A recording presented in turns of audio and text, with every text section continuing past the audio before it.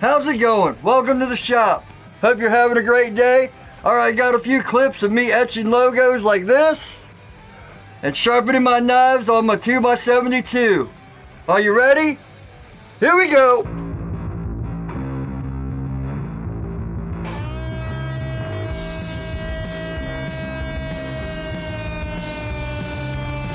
Welcome back. As you can see, boom, I got the logo on this, the logo on this, and the logo on this.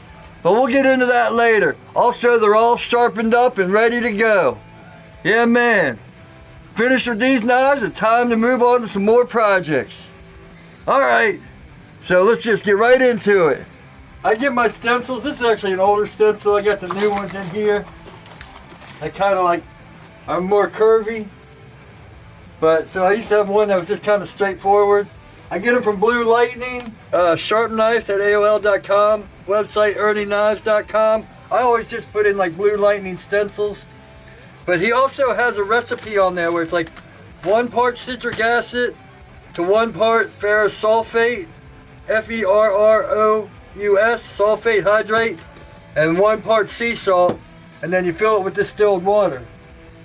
And it comes out looking like this. Now in his recipe, he also says to put like 1 part stainless steel, but I bought this stainless steel and I leave this part out of my high carbon, and I just use the stainless steel electrolyte that I bought online if I'm doing stainless steel. But anyway, so what we got here is a piece of felt. He actually said this with the last stencils. He didn't with the first, so I don't know if he does that now. I don't know if I got it because I was a repeat customer or what. But what I did before is just go to the dollar store and buy some felt, and it worked just as good. It's the same stuff. But since he sent this, and I got a whole roll of it, I might as well use his stuff. Just put a rubber band, make sure it's all pulled down tight. You're gonna want a paper towel, because once you dip in your solution, you're gonna want to blot it off on some paper towel. Because that's the thing with these with etching and stuff. Here I didn't do a good job of taping because this is just a piece of scrap 1095.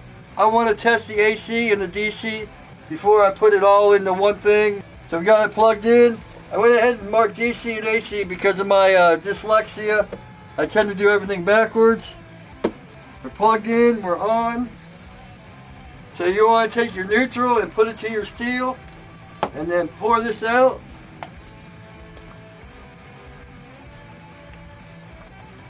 Now, DC makes it deep, AC makes it black. We're on, dip it, blot it, and go to town. You can hear it bubbling. Now, Ecom Knives says he swipes it. I think they say like 6 seconds on and then take it off, or everyone has their own way of doing it. So on for a little bit, off. You can see the stencil is getting black. One of these cameras I hope can see that it's getting black. See, instead of being yellow, it's all black now. I'll do a couple more.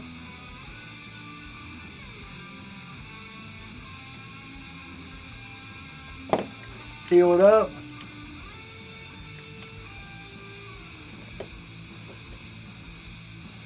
Oh yeah, it's in there. So that, yeah, so that's DC. Let's move it down. Now of course, I'm not going to want to move it. You can check it, but make sure your tape doesn't come off when you're checking. Sometimes I'll pull it off just to make sure it's good. And 16 volts seems fine.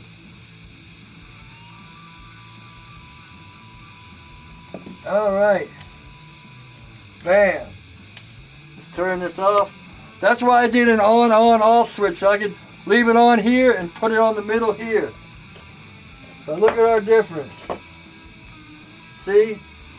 The DC is etched in, you can feel it. if you run your finger over it, it's in there. And look how black this one is. Alright, I'm going to do the first knife. And then what you do with this is you just put some dish soap on it. Take a little soap in your fingers and wash it off with water. So let me go wash this in case I need it for another one. Alright, so here's what I got. This is my second thing. He sends them in stencils like that. Now see, I wanted the small regular one, but if any of you guys watch my past videos where I made that big chopper, I wanted some for the big chopper. Now this one's a little too big, but this one's fine. I actually got another one over here. I'll cut this one. You got to remember, these stencils are photosensitive. You know, they're made with light, so you don't want to leave them sitting in the light too long. He also gives you these patterns so you can set it up and, you know, make it look right. But I don't know how to use them. I'd say they don't work, but it's probably me. We'll cut this right down the middle. You want as much area you can cover as possible. At least that's the way I do it. Let me know in the comments if you do it some other way, because, you know, just because I say this is how I do it doesn't mean it's the right way to do it. Let's do my knife maker's build, the beginner knife maker build first. So what I'll do is I'll hold it up to the light. You know, I got a light here, a light here. So I'll hold it up to the light.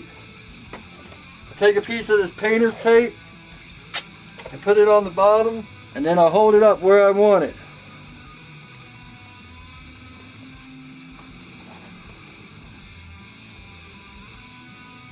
See, you can see the back of the knife, I hope.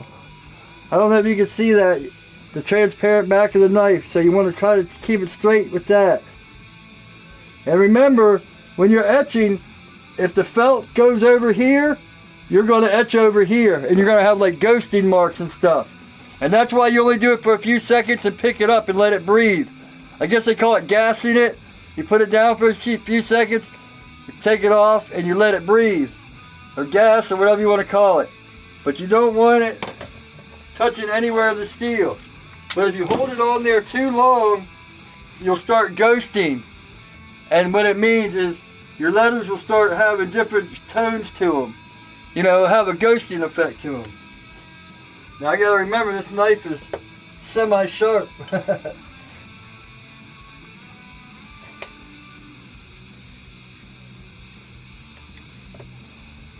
Alright. So we want DC first, on, dip. Sometimes I'll leave the top if I can, you know, untaped.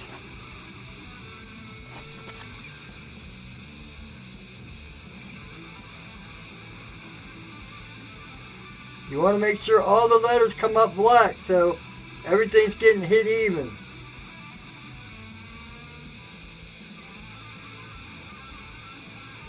So let's wipe this off. Then you can kind of check it. Yeah, we're in there.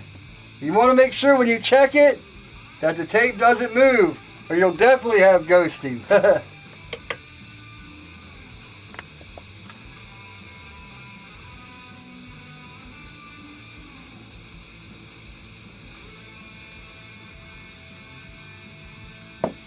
Look at it. Oh yeah. Bam. Nah, you know what? I probably shouldn't have gone. You can see I followed the edge, but I should have kept it straight like that. But it came out perfect. The infamous penetrating oil, nothing around hitting. You know, they sell neutralizers and stuff to use to put over it.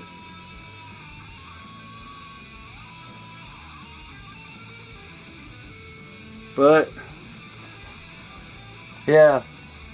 I should have, instead of following the spine, I should have kept it straight. But there we go. Can you see that? I'm looking in the mirror to see if we can see it, but yeah, there we go. See what I mean? It kind of tilts down because it follows the spine. They should have kept it straight. And you can feel it's in there. The black came out nice, and you can feel it's set in there. So if the black ever does wipe off, you know, we're good to go. It's because it's etched in there. In fact, a lot of times I don't like the black on there. I'll just do the DC to make it in there deep. Well, time lapse for the rest of them.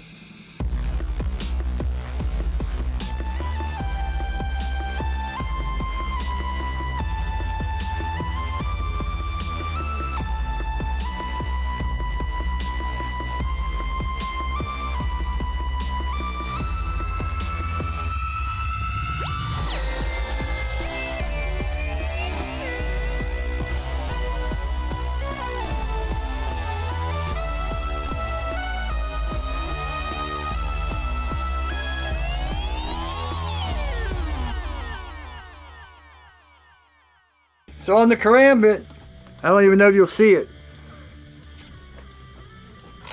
Let's pull this one out. So this is how I should have done it.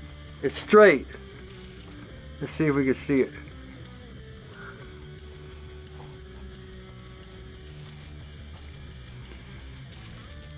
I don't know if you can see, but right under, look at that little scratch from the Kydex. All that trouble I took, and see, it doesn't matter. Kydex scratch is just a little bit. So it's not enough to really, you can't even see it. You know, you can't even see it when you look at it unless you hit it in the right light.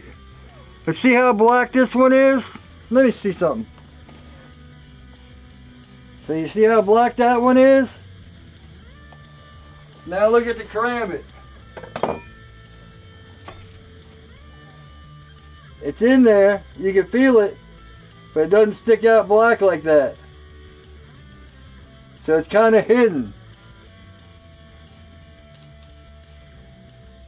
It's still a little dark, and that'll fade over time. But yeah. Boom. That compared to that. Let's see if I can get them in there. See, the bottom one's a lot darker. And I know what you're saying. I know what you're saying. Well, one's stone washed and one isn't. So let's see.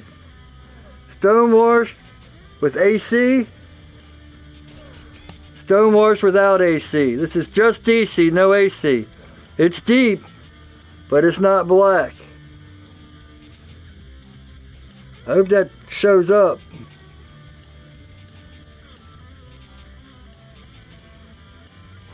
Let's turn this off and unplug it. So that's etching. I'm going to try to salvage whatever I can of me sharpening the other day and put that in here. I know the karambit came out pretty good, which is probably the most important one. So I'll put that footage in here. It'll be like bonus footage. On to that footage. So here we are. If you guys have been watching me for a while, you know I built an arm for going in reverse. So this, I'm going to have to, I only like to use it when I run the grinder in reverse because I had some problems and stuff. So it's only 2 bolts. One to bolt it to the back and one to put the handle on. Because here, I'll show you. Here's this, and here we're running in reverse, so watch. You see it wants to run right off the thing. And it doesn't matter how high you put this, it'll just pull this down instead of straightening up. So let's put it forward again. Let's get this off. Also, if you guys don't know, I built the platen up here. I can sharpen the knife on this, but you'll see how that works when we get to that. Let's make some room and get this off. Hey, let me take this one off first. It'll be easier. Yeah, that just comes right off. Whew, my face is right in that camera. I guess this is a good way to get this off. By the way, I got a new rig set up on my ceiling. If you follow me on Instagram, you've been seeing me post about it, so let's see if I can. Oh, that's as far out as we go. I might have to put my 10 to 18 lens on there. Cause man, that's right up in y'all's face, huh? So we got that. Then this is just an Allen key, or a hex wrench, whatever you want to call it. Boom. Oh, right in the water bucket. I guess that's better than on the floor, hopefully. You got your deal. Put this one aside. This wheel was getting worn out anyway, so I bought a new wheel so I can just switch them back and forth. I just made sure I got the same diameter steel as that. I think it's like 1.5 by 2 inches, so all I had to do is round the edges off. And since I'm not going to torque it down because I'll be taking this right back off after I get these knives sharpened. Just enough so I know it don't slip. Got our handle.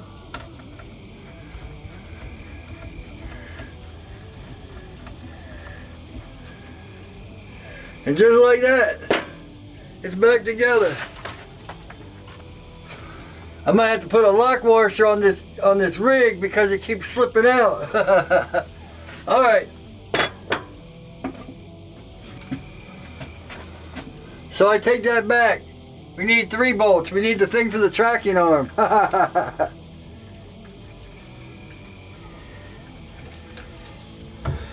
right. I'm probably going to have to tune it. I don't know which way this is going to run, but let's give it a shot.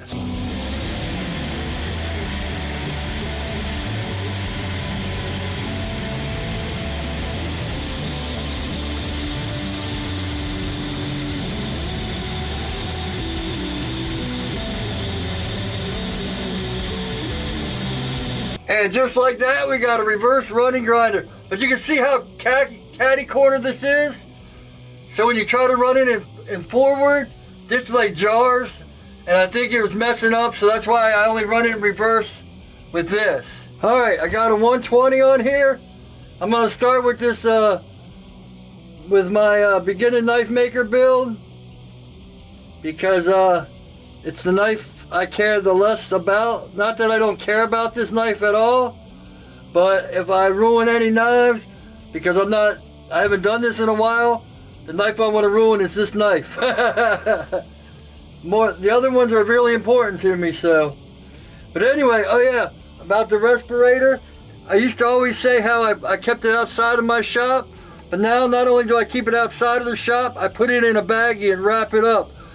No dust, you know. Anything we can do, because I forget where I was on some forum and some guy was talking about that. He's like, well, you shouldn't only hang it outside, you should put it in a bag so it doesn't have to get contaminated, because dust flies outside of the shop too.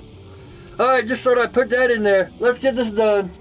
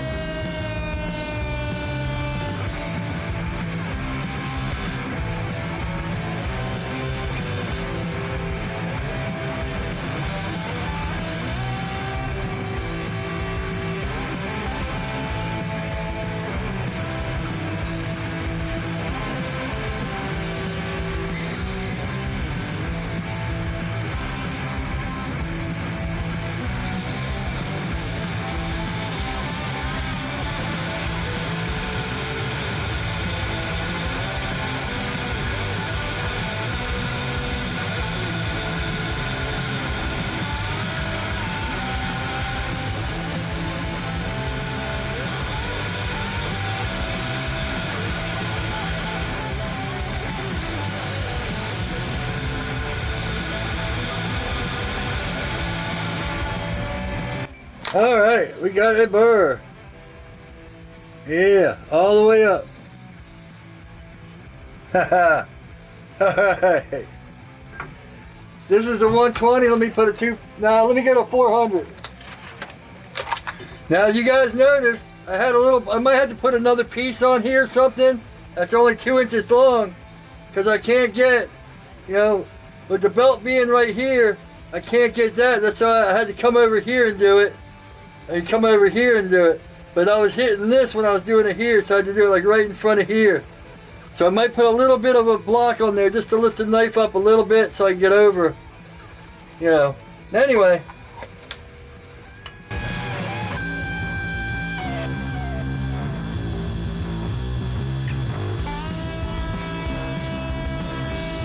Alright, that's 400. Let me run it through a piece of wood.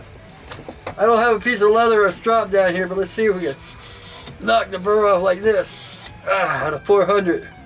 Here, I'll leave the knife here so you don't think I'm doing any trickery. So right off the belt, 400. I mean, it cuts.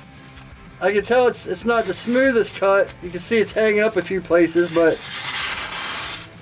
it cuts. I mean, that's not even strap. That's just pulling through a 2x4. Yeah, man. All right. Let's put a Trizacharate 800 on here, a cork belt or something, and see how that does. All right, 800 cork belt.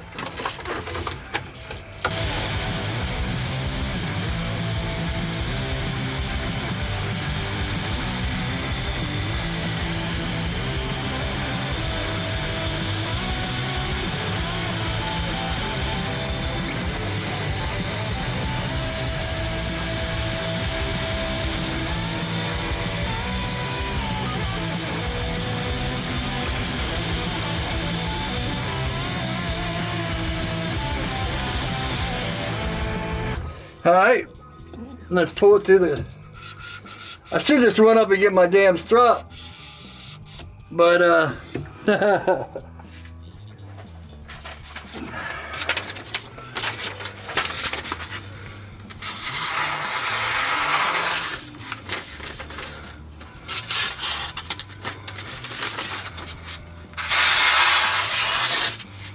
yeah.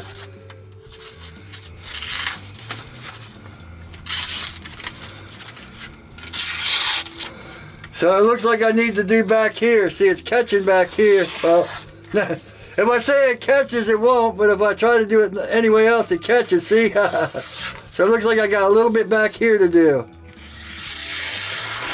But, yeah, not bad for right off the grinder and no strap, huh? Whew, that's toothy, too. All right. Whew. That's that, and so check this out. I was pulling, I got this up to the 800, and I went to pull it through the wood, and I don't know if it hit a knot or something, which that shouldn't have mattered, but a little chip came out. Maybe it's the hollow grind, I grinded it too thin or something, because this is definitely a really thin hollow grind, but yeah, I've never had that happen. I was planning on keeping this knife anyway since Steve designed it. If it was going to happen on any knife, I'm glad it happened on this one. This one, woo-wee, man. This baby is sharp. It was so thin. I was, because I did Steve's knife first. And I was like, oh man, I hope that doesn't happen to the fillet knife because it's so thin too. But this one seemed to held up. Now, I've never done a karambit before, so I have no idea. I put a 1-inch belt on here. I might have to do it back here a little bit because I can't get in here. Like I say, I'm going to have to put a little block on here or something. I'm going to have to, yeah. We'll take a few dry passes. I think I'm going to have to do it like right here.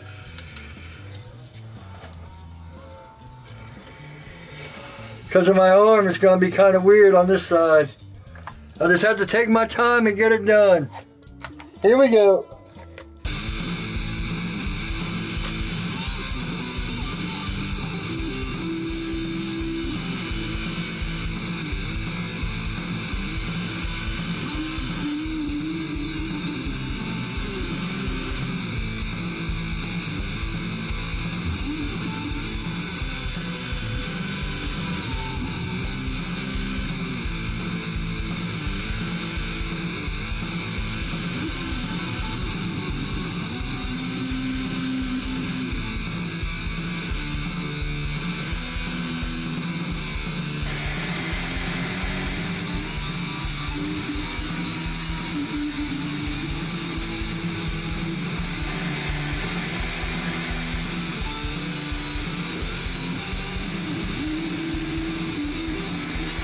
All right, got to break out my belt cutter, cut me some belts.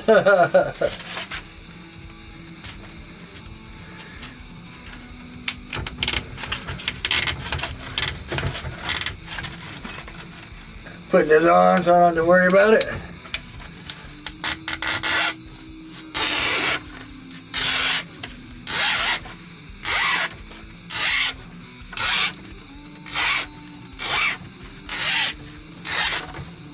Voila! Man, on camera, that even went smooth. You can see I cut a hole. It's like a jigsaw puzzle that I put together with 2 tap screws. The bottom's tapped and a razor in the middle that stands up straight. Now I got 2 400 grit belts.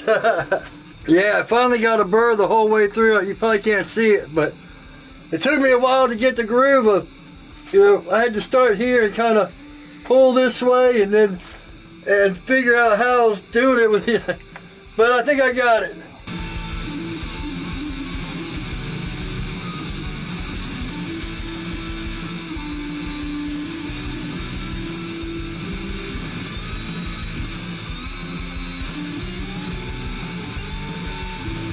I think I have an 800 cork belt somewhere. See, that's all I did with Steve's when it went snap. Oh, this is 1,000 grit. This might be even better.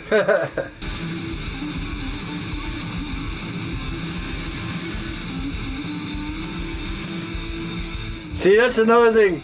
With Steve's knives, I was pulling it real hard through like that and it was so thin in the hollow grind that. Alright, let's see. Yeah, there's a few hang-up spots. That's alright, we'll get it with the strap. Let's try it on a full sheet. Oh, okay. It's just because I wasn't holding the piece of paper right. Yeah, you can still hear it. You can still hear it skip here and there, but woo! There we go. Now we're talking. Back to the bench. Boom! Just had to go sharpen these. I tried using a regular whetstone on this, but I had to pull out these little 1-inch ones. So they seem to work. I'm still having a little bit of problems in here, so I'm going to have to work on it a little bit more, but see right there, it catches. Or it's either that or the way I'm pulling it through, so. Cause see, like that, it seems to work. I'm just not used to ceramics, but woo, nice and sharp. Yeah, man. I think this one came out the sharpest of them all.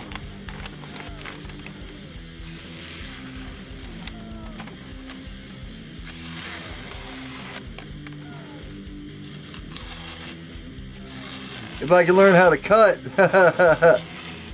It's hard cutting newspaper, little squigglies. There we go.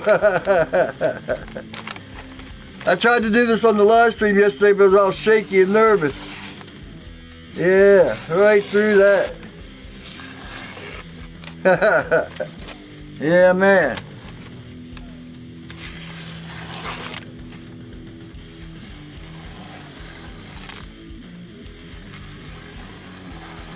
You'll see a lot of people on YouTube and stuff, and they'll take a regular piece of paper and they'll just cut through, you know? And it's like, well, that doesn't tell you anything. You gotta really kind of listen for the tearing of the paper. When you don't hear tearing and you can cut really thin lines. See, hear that bottom part where I was tearing like that? You can hear tearing, so. And how you hold the paper. When it gets like this, it's hard to cut because it's all frazzled, so. Yeah, man. Woo. Alright, so that's about it. These builds are finished. I can finally get on to some other stuff. Well, I got the Kydex, which should be out Wednesday. I've got that halfway done. So, then we can start moving on some new knives. Yeah, man. Alright. Amazon links are on my website and down below. The website's in the cards with some knives and some shirts. And hopefully these 2 knives, this one's already sold, but the other 2 should be up there. Alright, thanks for watching. Thanks for all the support. Like if you like it, dislike it if you don't. Leave comments, tell me what's going on. If you have any ideas or any questions, anything you want to learn about, I'll try my best to help you out.